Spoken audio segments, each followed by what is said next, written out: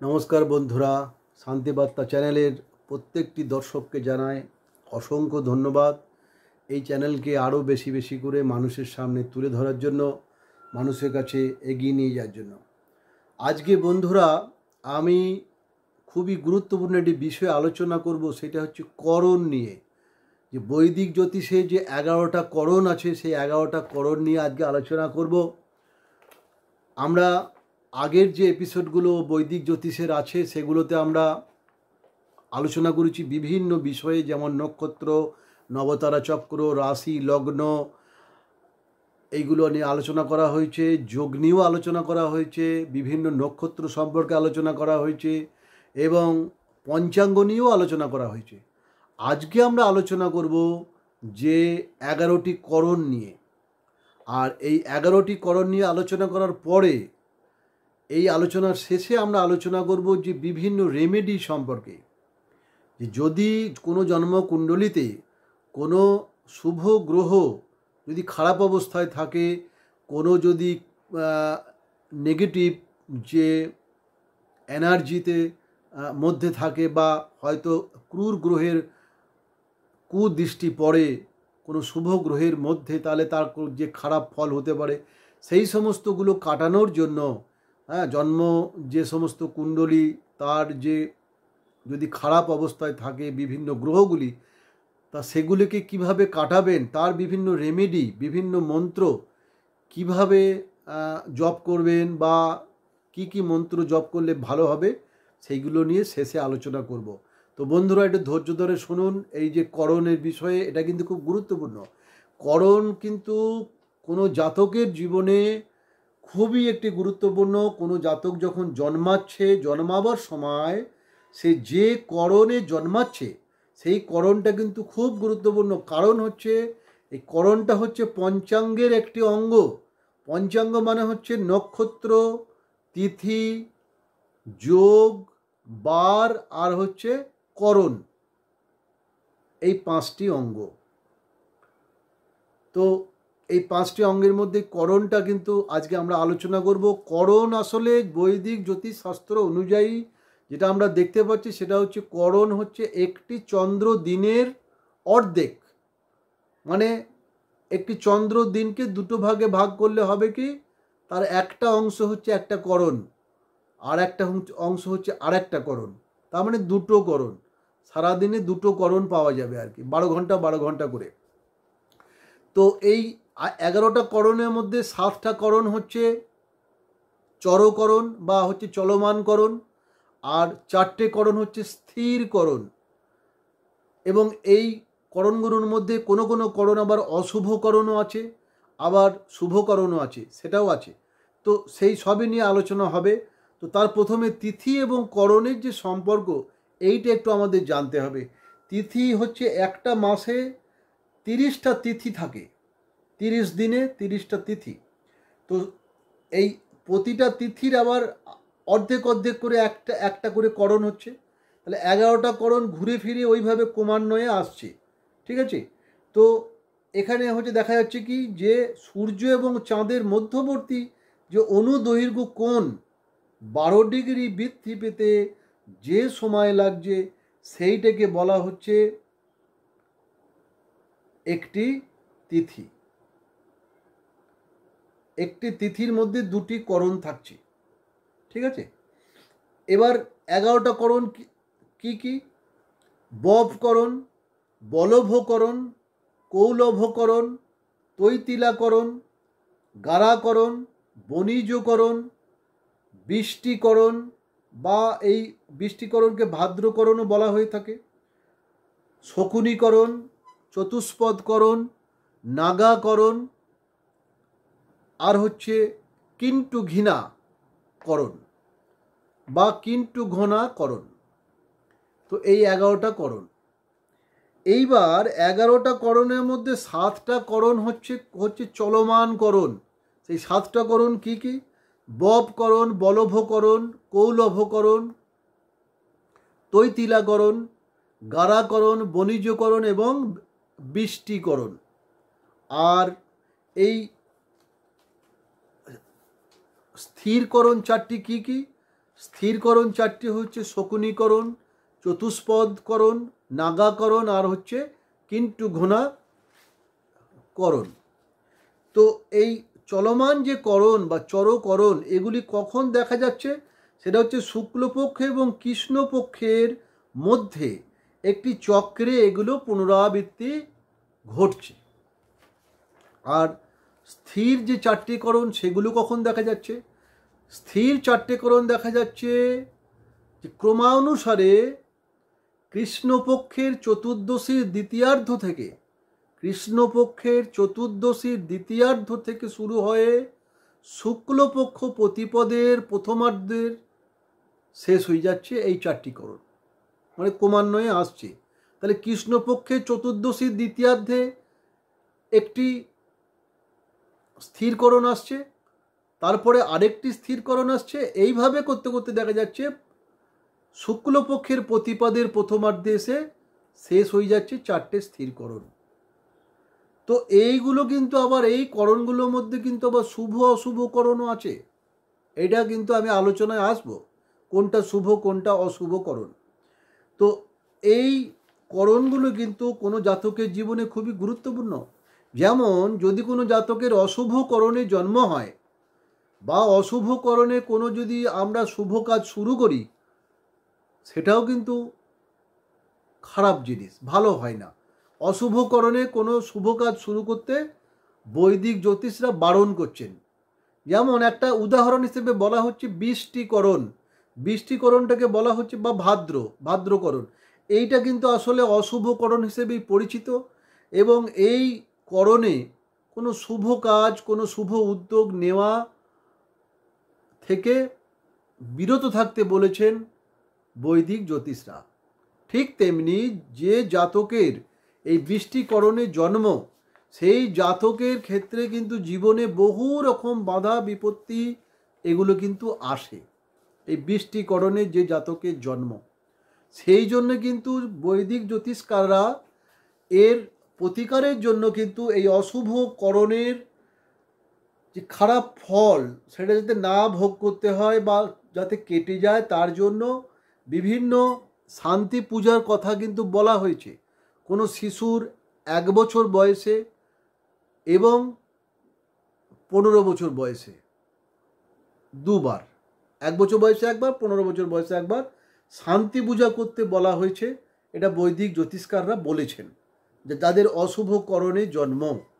ঠিক তেমনি যেমন আমি আগের দিন বলেছিলাম অশুভ যোগে যাদের জন্ম তাদের ক্ষেত্রে যেমন শান্তি পূজার রীতি আছে, ঠিক তেমনি অশুভ করণে জন্মালেও তাদের ক্ষেত্রেও শান্তি পূজার রীতি আছে। তো এবার আসি চলমান যে করণ, 7টা করণ সেই নিয়ে আলোচনা করব। প্রথম হচ্ছে ববকরণ। ববকরণকে সিংহের সাথে যুক্ত করা হয়েছে। সিংহের মতো তাদের স্থির মানসিকতা, সুদৃঢ় মানসিকতা, এবং তারা সৎ হয়, প্রকৃত অর্থে তারা সৎ হয়, তারা সৃজনশীল শক্তির অধিকারী হয়, সৃজনশীল কাজকর্ম করতে তারা ভালোবাসবে, এবং তারা আধ্যাত্মিক জগতেও তাদের কিন্তু খুবই মনোনিবেশ তাদের থাকবে। তারা সমাজের বিভিন্ন ভালো কাজে তাদের কিন্তু উদ্যোগ থাকবে। এই হচ্ছে ববকরণের যারা জাতক তাদের বিশেষ একটা বিষয়। এবং শুধু তাই নয়, এই ববকরণের জাতকরা কিন্তু উচ্চশিক্ষার তারা কিন্তু লাভ করবে, একটা তাদের উদ্যোগ থাকবে, তাদের আগ্রহ থাকবে, এবং উচ্চশিক্ষায় তাদের কিন্তু দক্ষতাও থাকবে, নাম যশ খ্যাতি সব কিছুই তারা কিন্তু পাবে, যদি কিনা তাদের জন্মকুণ্ডলীর অবস্থিত অন্যান্য গ্রহের অবস্থানও মানে বিভিন্ন গ্রহগুলির অবস্থান যদি ভালো থাকে। বোঝা গেল বিষয়টা? শুধু করণ ঠিক থাকলেই হবে না, আসলে জন্মকুণ্ডলীর অনেক কটা দিক মিলিয়ে একটি জাতকের সারা জীবনের ভালো খারাপ এগুলো বিচার করা যায়। ঠিক আছে, কোনো একটি বিশেষ দিক দেখলে হবে না। হ্যাঁ, এর সঙ্গে ধরুন নক্ষত্র আছে, যোগ আছে, লগ্ন আছে, সেই সঙ্গে তিথি আছে, আবার সেই সঙ্গে করণও আছে, আবার বিভিন্ন গ্রহের যে অবস্থান, তারপরে জন্মকুণ্ডলিতে বিভিন্ন রাজযোগ আছে নাকি সেটাও দেখার একটা বিষয় আছে। তো তো সব মিলিয়ে দেখা হয়, ঠিক আছে। এইবার হচ্ছে দ্বিতীয় যে করণ, সেটা হচ্ছে বলভকরণ। বলভকরণকে অ্যাকচুয়ালি বাঘের সঙ্গে যুক্ত করা হয়েছে, মানে বাঘের যে সাহসিকতা, বাঘের যে শক্তি, সেটা তাদের মধ্যে কিন্তু থাকে, মনের শক্তি থাকে, মনের জোর থাকে। কোনো কিছুকে তারা অন্যায়কে তারা প্রশ্রয় দেয় না, তারা কোনো ভয়কে তারা ভয় করে না, ভয়কে তারা জয় করতে পারে। তারা কিন্তু দানশীল হয় এবং তাদের মন কিন্তু ভীষণ উদার হয়। এই যারা বলভকরণে যাদের জন্ম, এটা কিন্তু বৈদিক জ্যোতিষ্কাররা বলছেন। এবং তারা সমাজের বিভিন্ন ভালো কাজে তারা উৎসাহ মানুষকে দিতেও পারে, মানুষকে একত্রিত করে একটা ভালো কাজের জন্য উদ্যোগী হতে পারে। এবং এরা পড়াশোনার ক্ষেত্রেও উদ্যোগী থাকে। এই হচ্ছে বিষয়। 3 নম্বর হচ্ছে কৌলভকরণ। কৌলভকরণে শুয়োরের সাথে সম্পর্কিত বলা হচ্ছে, সামাজিক কার্যকলাপ এবং বন্ধুত্বের জন্য অনুকূল, এটা বলা হচ্ছে। এই হচ্ছে কৌলভকরণ। 4 নম্বর হচ্ছে তৈতিলাকরণ। তৈতিলাকরণকে হাতির সাথে সম্পর্কিত বলা হয়েছে এবং এরা কি করে, তাদের যে সম্প্রদায়ে তারা বিলং করে বা থাকে, সেই সম্প্রদায়ে তারা উপকার করে, এমন তারা সেই ধরনের কার্যকলাপ করে, ঠিক আছে, উপকারী কার্যকলাপ। এরা কোনো খারাপ কাজে চট করে লিপ্ত হয় না এই তৈতিলাকরণের যে সমস্ত জাতক জাতিকা, ঠিক আছে। এবং এরা বিভিন্ন কাজে কিন্তু উৎসাহী হয়, ভালো কাজে, আধ্যাত্মিক কাজেও এদের বিভিন্ন যে মনোনিবেশনা থাকে। আর এক্ষেত্রে বলে নিই, এই যে ববকরণের জাতকদের কিন্তু আধ্যাত্মিক দিকেও কিন্তু খুব সুন্দর, তাদের কিন্তু মনোনিবেশ থাকে। বেশ, এইবার আসি 5 নম্বর করণ হচ্ছে গারাকরণ। গারাকরণে কিন্তু একে অ্যাকচুয়ালি ঘোড়ার সাথে সম্পর্কিত বলা হয়েছে এবং এরা কিন্তু নতুন চ্যালেঞ্জ গ্রহণ করতে পারে, নতুন প্রচেষ্টা শুরু করতে পারে। এই জাতকের যে মানসিকতা, সেই নতুন প্রচেষ্টা শুরু করার ক্ষেত্রে খুবই কার্যকরী তাদের একটা মানসিকতা থাকে, তাদের খুবই এনার্জি থাকে, এনার্জেটিক মানসিকতা, হ্যাঁ। এবং তারা কিন্তু যে কাজ শুরু করে সেটাকে তারা শেষ করেই ছাড়ে। এই হচ্ছে বিষয়। এই হচ্ছে গারাকরণ। এটা কিন্তু খুব একটা শুভ একটা করণ, ঠিক আছে। এবার 6 নম্বর হচ্ছে, আচ্ছা এখনো পর্যন্ত যে করণগুলি আলোচনা করলাম সেগুলি সবকটাই কিন্তু প্রায় শুভকরণ, ঠিক আছে। আর এবার আলোচনা করছি বণিজাকরণ, 6 নম্বর। এই সবই কিন্তু চলমানকরণ বা চরকরণ, ঠিক আছে। বণিজাকরণ হচ্ছে ছাগলের সঙ্গে সম্পর্কিত বলা হচ্ছে এবং এই করণের জাতকরা কিন্তু ব্যবসা বাণিজ্যের জন্য খুবই ভালো, তাদের এনার্জি থাকে এবং তারা ব্যবসা বাণিজ্যতে খুবই সফল হয়। তাহলে দেখুন, করণ দেখে এটা বুঝতে পারা যাচ্ছে যে কোনো জাতক কোন দিকে এগুলে তার ভালো হবে, তার যে কর্মজীবনটা কোন দিকে তা এগিয়ে নিয়ে গেলে তার জাতকের ভালো হবে, সেটা কিন্তু এই করণ দেখে কিন্তু বুঝতে পারা যাচ্ছে। এটা কিন্তু বৈদিক জ্যোতিষরা কিন্তু বলছেন। তাহলে করণটা একটা বিশেষ দিক আমরা এখানে বুঝতে পারছি।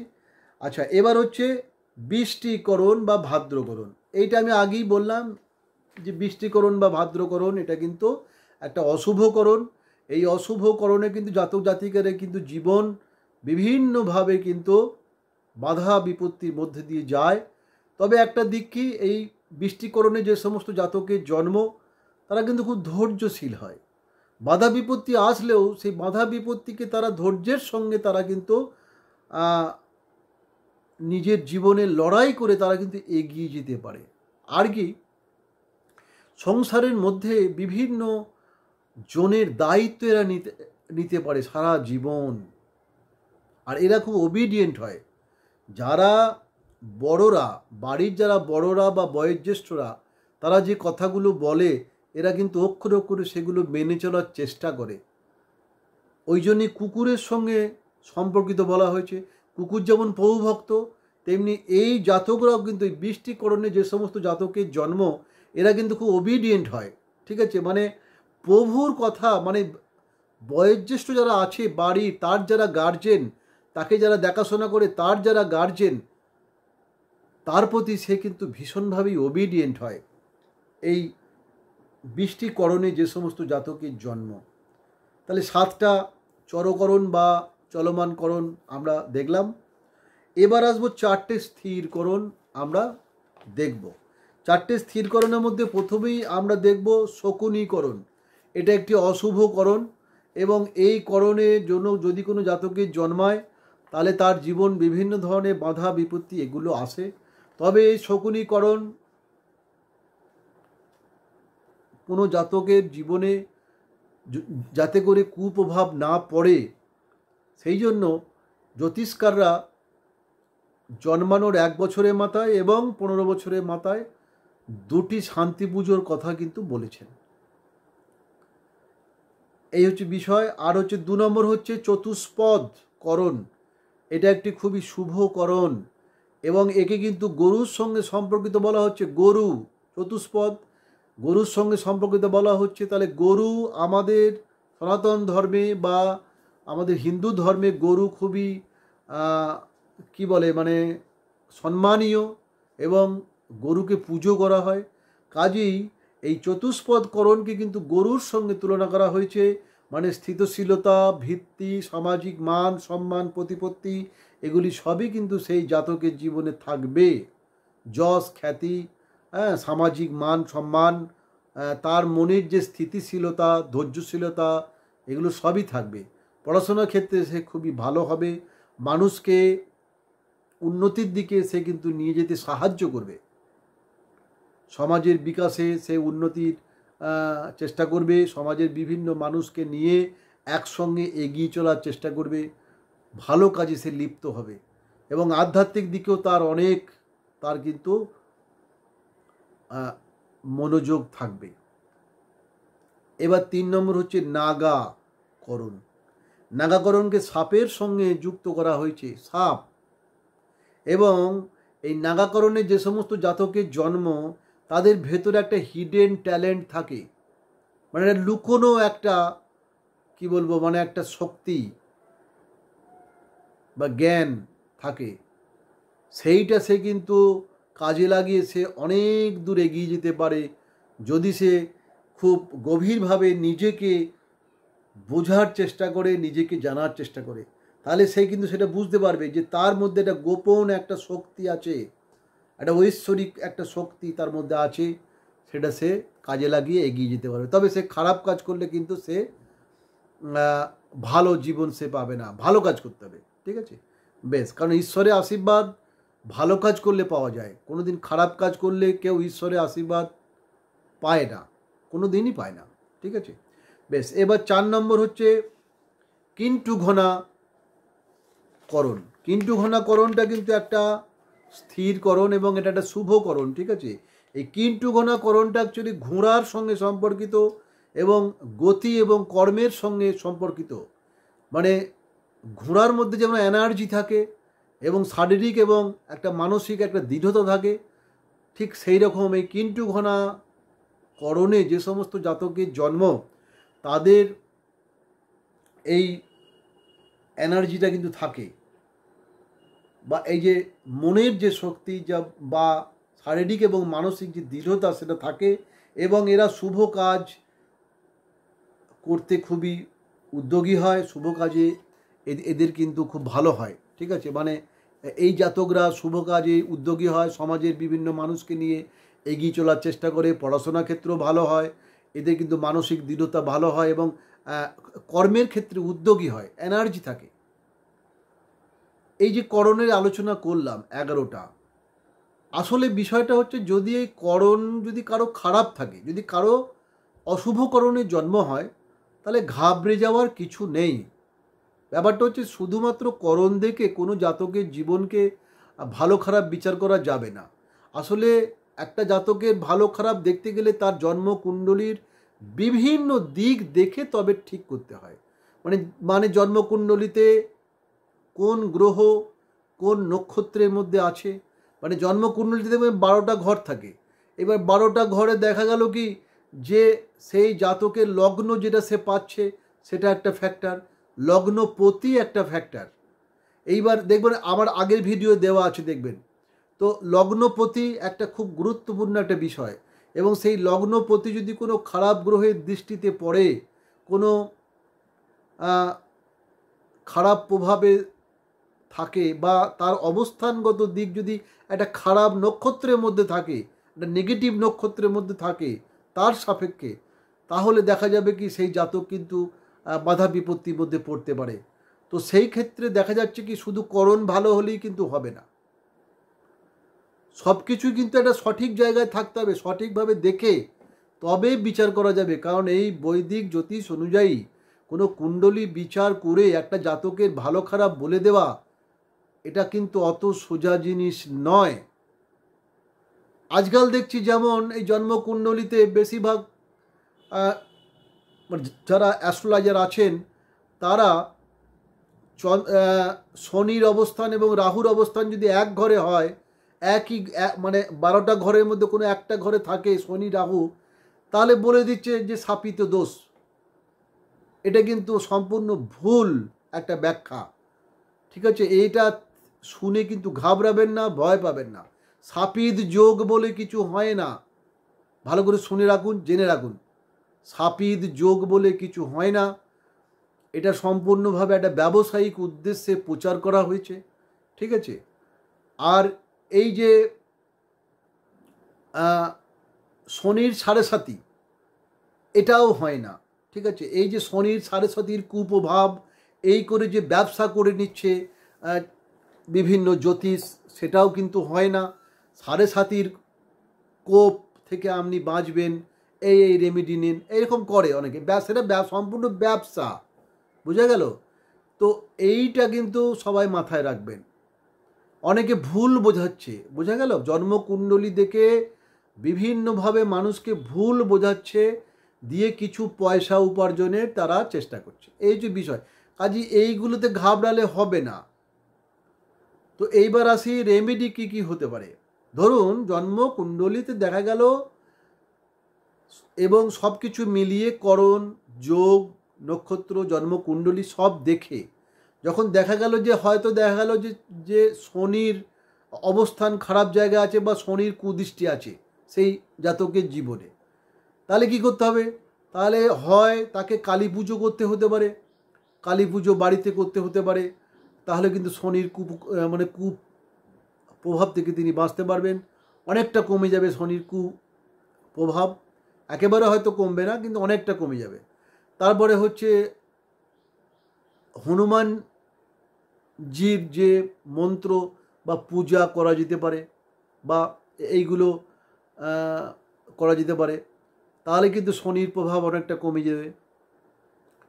আচ্ছা, এছাড়াও ধরুন বাড়িতে যদি সবসময় অশান্তি হয়, যদি দেখা যাচ্ছে স্বামী স্ত্রীর মধ্যে অশান্তি হচ্ছে, ঝগড়াঝাঁটি হচ্ছে, বিভিন্ন ধরনের বাধা বিপত্তি অনেক সময় চলে আসছে, আপনি সামলাতে পারছেন না, সব সময় কলহ থাকছে, তাহলে আপনাকে নারায়ণের মন্ত্র জপ করতে হবে 100। আচ্ছা, এই সবগুলো কিন্তু 108 বার করে জপ করতে হবে। সেটা কি না হচ্ছে ওং নমো ভগবতে বাসুদেবায় নমঃ, ওং নমো ভগবতে বাসুদেবায় নমঃ। এই হচ্ছে নারায়ণের যে মন্ত্র বা শ্রীকৃষ্ণের বা বাসুদেবের মন্ত্র, এইটা কিন্তু 108 বার করে জপ করতে হবে প্রতিদিন ভক্তি ভরে, তাহলে দেখবেন সংসারে অশান্তি সব কিছু কেটে যাবে।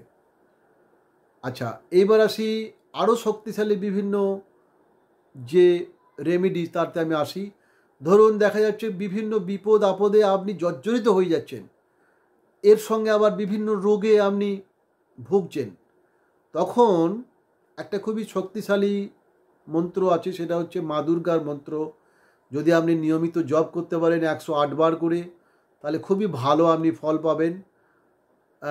সেটা হচ্ছে ওং হ্রিং দুর্গে দুর্গে রক্ষণী রক্ষণী সাহা, ওং হ্রিং দুর্গে দুর্গে রক্ষণী রক্ষণী সাহা, ওং হ্রিং দুর্গে দুর্গে রক্ষণী রক্ষণী সাহা। এটা এই সবই কিন্তু 108 বার করে আপনাকে জপ করতে হবে, ঠিক আছে? যে মন্ত্রই আপনি জপ করেন, ঠিক আছে? তো এটা করলে কিন্তু আপনার কিন্তু খুব ভালো আপনি ফল পাবেন। এছাড়াও মা দুর্গার আরেকটি মন্ত্র আছে, খুবই শক্তিশালী মন্ত্র, মা দুর্গার বীজ মন্ত্র, সেটা হচ্ছে ওং হ্রিং দুং দুর্গায় নমঃ, ওং হ্রিং দুং দুর্গায় নমঃ, ওং হ্রিং দুং দুর্গায় নমঃ, ওং হ্রিং দুং দুর্গায় নমঃ। এটা আপনি জপ করতে পারেন 108 বার করে প্রতিদিন। সমস্ত বাধা বিপত্তি সমস্ত কিছু আপনার জীবনে দেখবেন দূর হয়ে যাবে। এমনকি রাহু কেতুর যে দোষ, শনির যে দোষ, সবই আপনার কেটে যাবে। কিন্তু হ্যাঁ, আপনাকে ভক্তি ভরে ধৈর্য ধরে জপ করতে হবে নিয়মিত। এই হচ্ছে বিষয়। 108 বার করে করতে হবে, খুবই শুদ্ধাচারে করতে হবে। ঠিক আছে? বেশ। এছাড়াও আরও শক্তিশালী মন্ত্র আছে। যদি শুক্র খারাপ থাকে আপনার জন্মকুণ্ডলিতে, শুক্র যে মানে গুরু শুক্র যদি খারাপ থাকে, তাহলে আপনাকে মা লক্ষ্মীর মন্ত্র আপনাকে জপ করতে হবে 108 বার করে। সেটা হচ্ছে ওং হ্রিং মহালক্ষ্মী দেবী নমঃ, ওং হ্রিং মহালক্ষ্মী দেবী নমঃ, ওং হ্রিং মহালক্ষ্মী দেবী নমঃ, বা ওং হ্রিং কমলেবাসিন্যেই নমঃ, ওং হ্রিং কমলেবাসিন্যেই নমঃ। এইটা।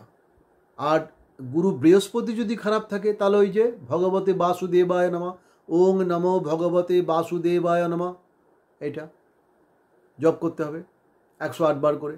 আচ্ছা, আর হচ্ছে কি, এর সঙ্গে আরও শক্তিশালী মন্ত্র আমরা জপ করতে পারি 108 বার করে।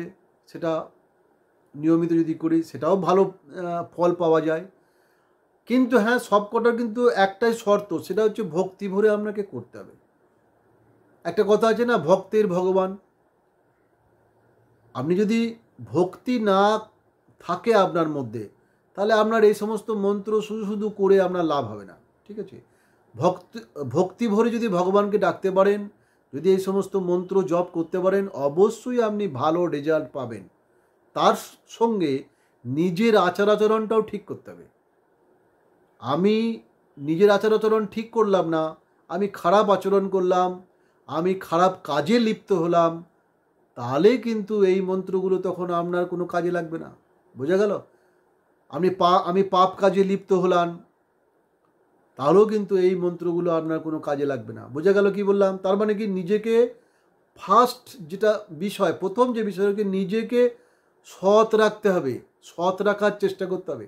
তবে এই মন্ত্রগুলো জপ করলে আপনি ভালো ফল পাবেন। ভক্তি ভরে আপনাকে করতে হবে। তাহলে আচ্ছা, পরিশেষে আসি, যেটা একটা খুব শক্তিশালী মন্ত্র, সেটা হচ্ছে ওং আইং হ্রিং ক্রিং চামুণ্ডায় বিচ্চে, ওং আইং হ্রিং ক্রিং চামুণ্ডায় বিচ্চে, ওং আইং হ্রিং ক্রিং চামুণ্ডায় বিচ্চে, ওং আইং হ্রিং ক্লিং চামুণ্ডায় বিচ্চে, ওং আইং হ্রিং ক্লিং চামুণ্ডায় বিচ্চে, ওং আইং হ্রিং ক্লিং চামুণ্ডায় বিচ্চে। খুব শক্তিশালী মন্ত্র এটা। এই মন্ত্রের মধ্যে অনেক কজন ঠাকুরের নাম করা হচ্ছে, যেমন হচ্ছে ব্রহ্মা বিষ্ণু মহেশ্বর, সরস্বতী, লক্ষ্মী, দুর্গা, কালী, চণ্ডী, এতগুলো দেবদেবীর নাম কিন্তু এই মন্ত্রে আছে। ওং ऐं হ্রিং ক্লিং চামুণ্ডায় বিচ্চে। কিন্তু হ্যাঁ, এটা কিন্তু খুব শুদ্ধাচারে করতে হবে, মন শুদ্ধ থাকতে হবে, কোনো খারাপ কাজে লিপ্ত হলে চলবে না, তাহলে কিন্তু এর ফল বিপরীত হতে পারে। আপনি মন্ত্র জপ করছেন নিয়মিত, আর আপনি খারাপ কাজে লিপ্ত হচ্ছেন, সেটা করলে হবে না। পাপ কাজে লিপ্ত হচ্ছেন, সেটা করলে হবে না। শুদ্ধাচারে করতে হবে, তাহলে কিন্তু এই দেবীর আপনি সুনজরে পাবেন, দেবীর আশীর্বাদ পাবেন, আপনি ভালো ফল পাবেন। আচ্ছা, আরেকটা বিষয় না বললেই নয়, সেটা হচ্ছে আপনি যত মন্ত্র পাঠ বা যাই করেন, যে রেমেডি আপনি নেন, ঠিক আছে, কিন্তু যদি একজন মানুষের তো অনেক কটা জন্ম থাকে, যদি কোনো একটা জন্মে বা একাধিক জন্মে যদি আপনি কোনো আপনার কার্মিক যে কর্ম বা একটা পারব যেটাকে বলা হয়, সেটা যদি খারাপ থাকে, তাহলে সেটা কিন্তু আপনার সেই ফল আপনাকে ভুগতেই হবে। এই হচ্ছে বিষয়। সেটা কিন্তু কোনো মন্ত্র জপ করলে বা কোনো কিছু রেমেডি নিলে সেটা কিন্তু কাটবে না, সেই ফল আপনাকে ভুগতেই হবে। মানে আপনার যে কার্মিক যে ফল, আপনার আগের জন্মের বা তার আগের জন্মে কোনো একটা জন্মে যদি কোনো খারাপ কাজ মানে করে থাকেন, বা আপনার পূর্বপুরুষও যদি অনেক সময় করে থাকে, পিতৃদোষ যদি থাকে, সেই ফলও কিন্তু আপনাকে ভুগতে হতে পারে। সেগুলো কিন্তু কোনো মন্ত্র জপ করলে কিন্তু কাটবে না, একেবারে কাটবে না। তবে হ্যাঁ, প্রভাব হয়তো কিছুটা কমতে পারে, এই হচ্ছে বিষয়। তো এই মন্ত্রগুলো রেমেডি হিসেবে খুবই ভালো ফল দেবে। আর জন্মকুণ্ডলীর কোনো একটা জেনারেল একটা আলোচনা করে দিলে হবে না। জন্মকুণ্ডলীর বিচার করতে গেলে কোনো জাতকের জন্মকুণ্ডলী ভালো করে দেখে, আর সবথেকে বড় কথা হচ্ছে দিনক্ষণ সময়টা সঠিক হতে হবে, তবেই কিন্তু সেই জন্মকুণ্ডলী সঠিকভাবে বার করা যাবে, তার গ্রহগুলির অবস্থান সঠিকভাবে বেরোবে। ঠিক আছে? আর গ্রহগুলি কোন নক্ষত্রের মধ্যে আছে, অবস্থান করছে, তার জন্মের সময় লগ্ন সে কী পাচ্ছে, সেটাও একটা বিশেষ ফ্যাক্টর। তো এইগুলো দেখে তবেই ঠিকঠাক করা হয়। আর যে কোনো মন্ত্র সবসময় জপ করবেন না, আগে আপনি দেখুন, আগে আপনার জন্মকুণ্ডলিতে কোনো কিছু খারাপ আছে নাকি, বিষয়টা কোনো একটা পরামর্শ নিন, তবে কোন মন্ত্র জপ করলে আপনার ভালো হবে সেইটা আপনি আগে বুঝে নিন, তারপরে করুন। ধরুন আপনার শনির আপনাকে খারাপ কিছু করছে না, অথচ আপনি শনির রেমেডির জন্য আপনি কালী পুজো করতে লেগে গেলেন। না, কালী পুজো আপনি করতেই পারেন, কিন্তু শনির কোপের জন্য করছেন, এটা তখন মানে করাটা কোনো কাজের কাজ কিন্তু নয়। আগে বিষয়টা জানতে হবে, এই হচ্ছে বিষয়। তো বন্ধুরা, যদি আপনাদের আরেকটা কথা বলি, যে এই যে মন্ত্রগুলো যদি আপনারা জানতে চান, দেখবেন এই চ্যানেলের শর্টস ভিডিওতে কিন্তু বিভিন্ন ধরনের মন্ত্র দেওয়া আছে। হনুমানের মন্ত্র আছে, নারায়ণের মন্ত্র আছে, মা দুর্গা মন্ত্র আছে, কালীর মন্ত্র আছে, এই সমস্ত বিভিন্ন মন্ত্র কিন্তু আছে, সেগুলো দেখবেন একটু। তাহলে মা লক্ষ্মীর মন্ত্র আছে, তাহলে দেখবেন আপনারা সেগুলো কাজে লাগাতে পারবেন। মা দুর্গার মন্ত্র আছে, সেগুলো আপনারা কাজে লাগাতে পারবেন। ধন্যবাদ বন্ধুরা, আজকে এই পর্যন্তই। প্রত্যেকে ভালো থাকুন, সুস্থ থাকুন। আর যদি কোনো প্রশ্ন থাকে অবশ্যই কমেন্ট বক্সে করবেন। আর যদি কোনো যোগাযোগের প্রয়োজন থাকে, দেখবেন এই চ্যানেলের ডেসক্রিপশনের ইমেল আইডি দেওয়া আছে, সেখানে অবশ্যই যোগাযোগ করতে পারেন। ধন্যবাদ বন্ধুরা, প্রত্যেকে ভালো থাকবেন, সুস্থ থাকবেন।